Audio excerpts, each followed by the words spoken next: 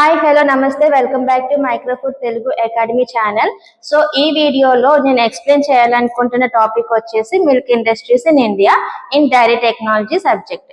So first of all milk industries లోకి వెళ్లే ముందు అసలు డైరీ ఇండస్ట్రీ అంటే ఏంటి, దాని ఇంపార్టెన్స్ ఏంటి, ఎలా అనాలిసిస్ చేస్తారు అనేది ఫస్ట్ చూద్దాం. So first what is dairy? So dairy అనేది బిజినెస్ ఎంటర్ప్రైజెస్. సో దీంట్లో ఏం చేస్తారు అంటే యానిమల్ మిల్క్ ని హార్వెస్టింగ్ అండ్ ప్రాసెసింగ్ చేస్తారు. సో దేనికోసం అంటే హ్యూమన్ కన్సంప్షన్ కోసం. సో డైరీ ఇండస్ట్రీ అనేది సింగిల్ ఇండస్ట్రీ డైరీ ఫార్మ్ కింద పెట్టుకోవచ్చు, లేదంటే మల్టీపర్పస్ ఫామ్ లో ఒక పార్ట్ కింద మనం డైరీ ఫామ్ ని పెట్టుకోవచ్చు. సో దీంట్లో కౌ అండ్ బఫెలో మిల్క్ కాకుండా క్యామెల్ మిల్క్ చేస్తారు, goat milk, sheep milk.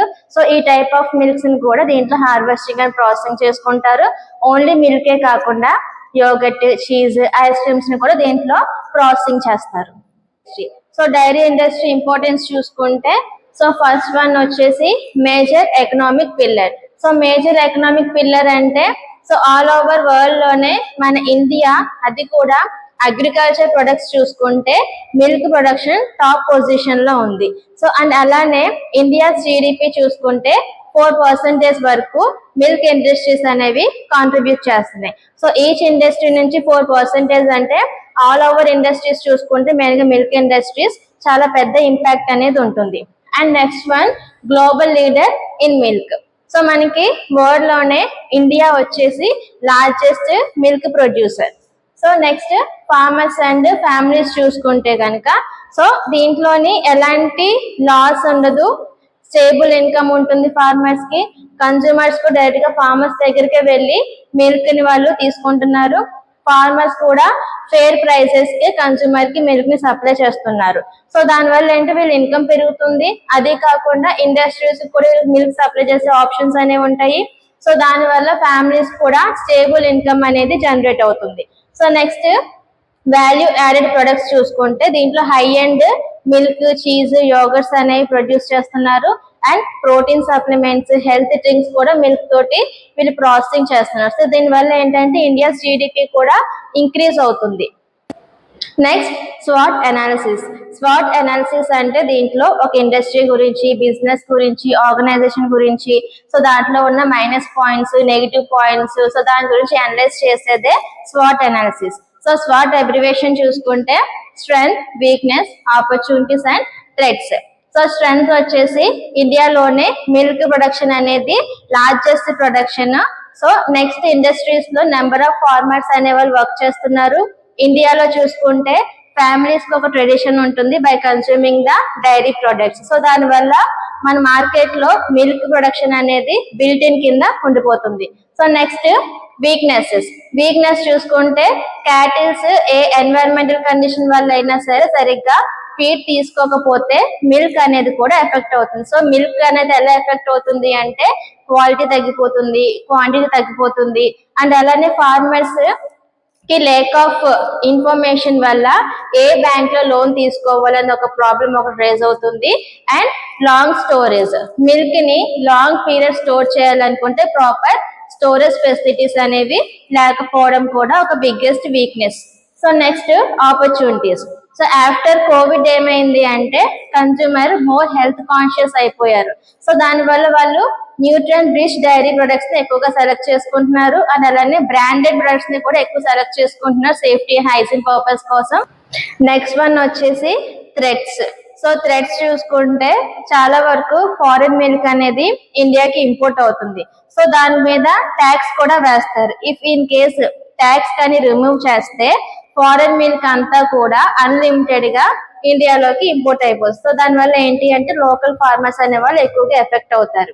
And farmers కి ఏంటి అంటే లేక్ ఆఫ్ స్ట్రక్చర్ అనేది ఉంటుంది. సో దానివల్ల చాలా వరకు ఇండస్ట్రీస్ అనేవి అన్ఆర్గనైజ్డ్ గా ఉంటున్నాయి. సో అన్ఆర్గనైజ్డ్ గా ఉండడం వల్ల లోకల్ సెల్లర్స్ అనే వాళ్ళు ఎక్కువైపోతున్నారు. సో దానివల్ల ఏంటి మిల్క్ క్వాలిటీ అనేది ఎఫెక్ట్ అవుతుంది. So next topic role of flood program. So ఈ ఫ్లడ్ ప్రోగ్రామ్ అనేది వైట్ రెవల్యూషన్ అని కూడా అంటారు. సో ఈ ప్రోగ్రామ్ ని ఫస్ట్ స్టార్ట్ చేసిన ఇయర్ వచ్చేసి 1970లో స్టార్ట్ చేశారు. అండ్ దేనికోసం స్టార్ట్ చేశారు అంటే ఇండియాలో డైరీ ఇండస్ట్రీని డెవలప్ చేయడానికి స్టార్ట్ చేసిన world's largest rural development program. So ఈ ప్రోగ్రామ్ అనేది దేనికోసం ప్లాన్ చేశారు అంటే ఫార్మర్స్ కి బెటర్ ఇన్కమ్ ప్రొవైడ్ చేయడానికి అండ్ అలానే మిల్క్ ప్రొడక్షన్ ని ఇంక్రీజ్ చేయడానికి స్టార్ట్ చేశారు. అది కూడా ఇది ప్లాన్ చేసింది NDDB board, so national dairy development board. So ఈ బోర్డు అనేది ఈ ఫ్లడ్ ప్రోగ్రామ్ ని స్టార్ట్ చేసింది. సో నెక్స్ట్ కాన్సెప్ట్ వచ్చేసి ఫ్లడ్ ప్రోగ్రామ్ లోని నేషనల్ మిల్క్ గ్రిడ్. సో ఈ మిల్క్ గ్రిడ్ అంటే ఏంటి అంటే విలేజెస్ లో సప్లై అయిన మిల్క్ ని సిటీస్ లో కన్స్యూమర్ కి సప్లై చేయడం. సో దీని మెయిన్ ఆబ్జెక్టివ్స్ వచ్చేసి మిల్క్ ప్రొడక్షన్ ని ఇంక్రీజ్ చేయడానికి అండ్ రూరల్ ఇన్కమ్ ని జనరేట్ చేయడానికి అండ్ రీజనబుల్ ప్రైసెస్ లో కన్స్యూమర్స్ కి మిల్క్ ని సప్లై చేయడానికి.